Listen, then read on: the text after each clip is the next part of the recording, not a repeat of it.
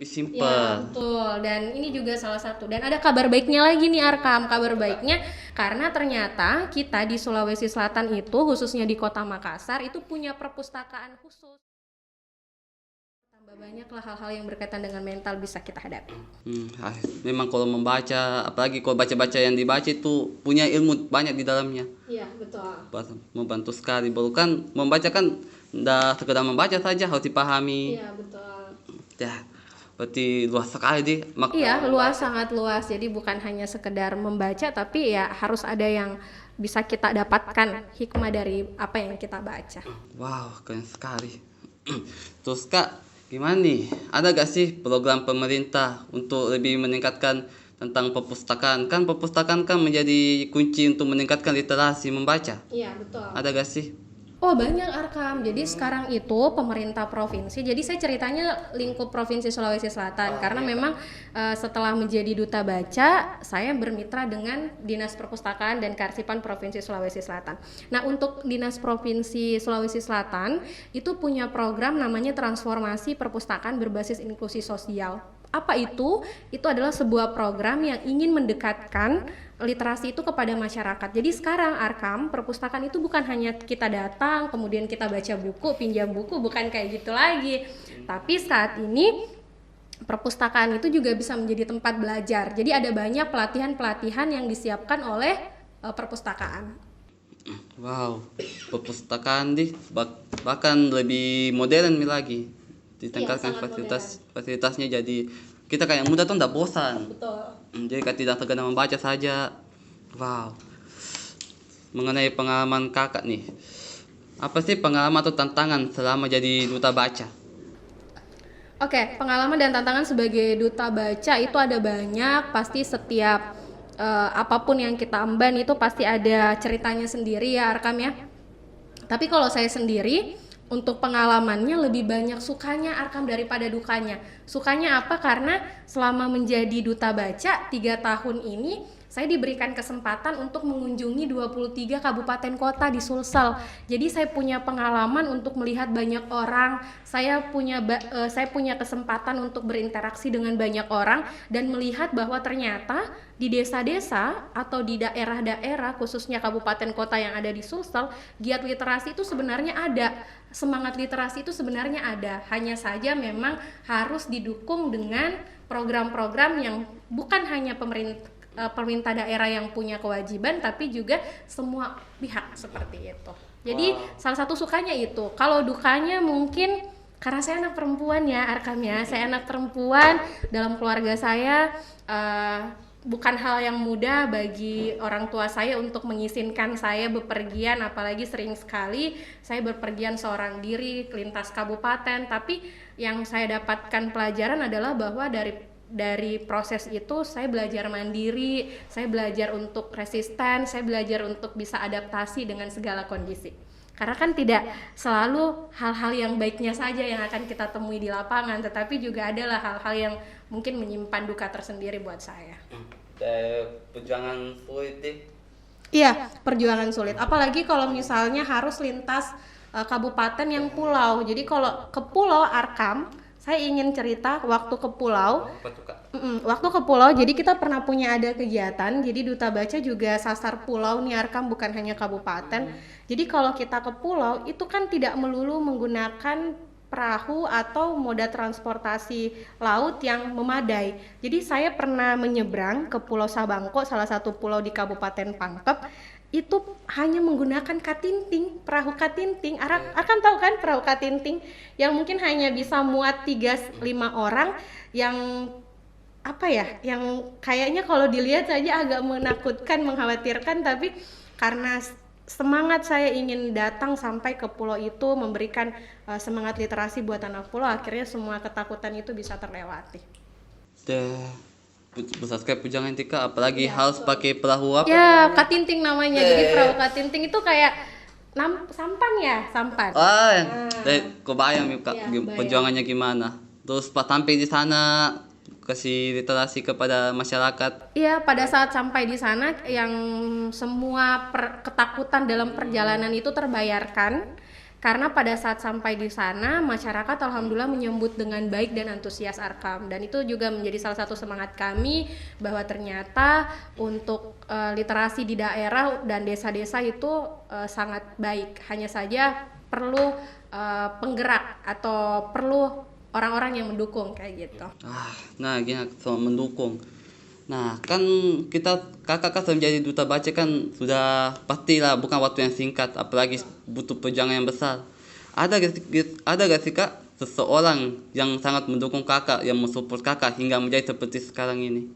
Tentu ada banyak orang-orang baik yang selalu bersama saya. Tapi kalau ditanya siapa sebenarnya orang yang memotivasi saya bisa sampai menjadi duta baca, ya tidak lain adalah kedua orang tua saya. Karena atas restu, izin, kemudian ridho dari beliaulah, alhamdulillah semua jalan-jalan kemudahan saya selama menjadi duta baca itu bisa berjalan sampai saat ini. Jadi sosok inspiratornya, motivatornya ya orang tua. Alhamdulillah. Jadi dia disupport gitu kak? Ya betul, alhamdulillah orang tua mensupport dengan baik. Alhamdulillah. Terus nih kak, pengalaman yang paling berkesan selama menjadi duta baca?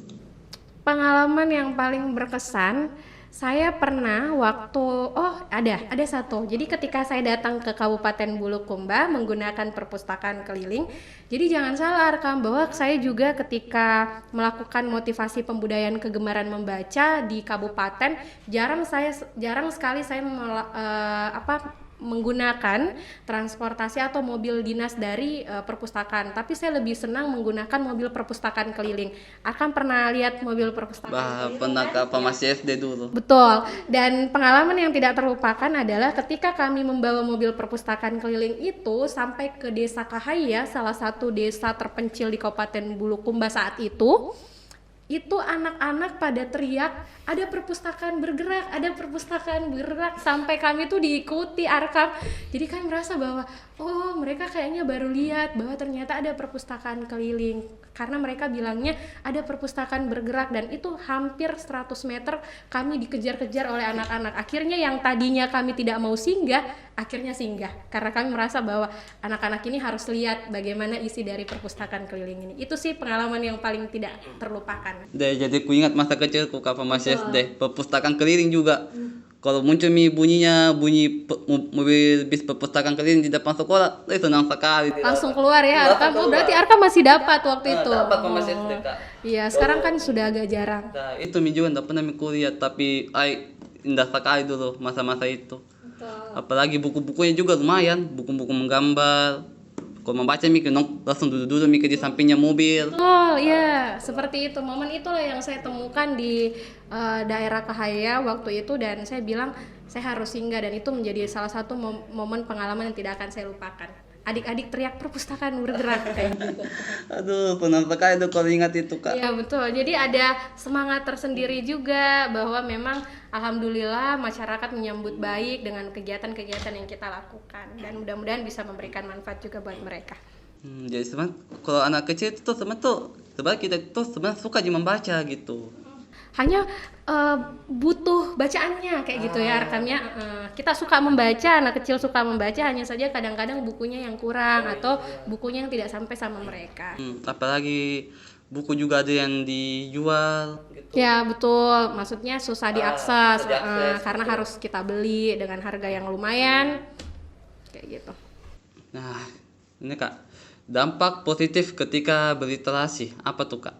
Banyak sekali dampak positifnya Arkam ketika saya menjadi duta baca dan aktif untuk kegiatan literasi. Salah satunya adalah alhamdulillah saya memiliki banyak teman sesama literasi, banyak sahabat, banyak jejaring, banyak relasi, dan ini yang membuat saya adalah saya selalu punya prinsip bahwa setiap orang adalah guru dan setiap tempat adalah sekolah. Jadi ketika saya bertemu dengan orang baru, saya yakin bahwa akan ada pembelajaran baru yang akan saya dapatkan dari mereka.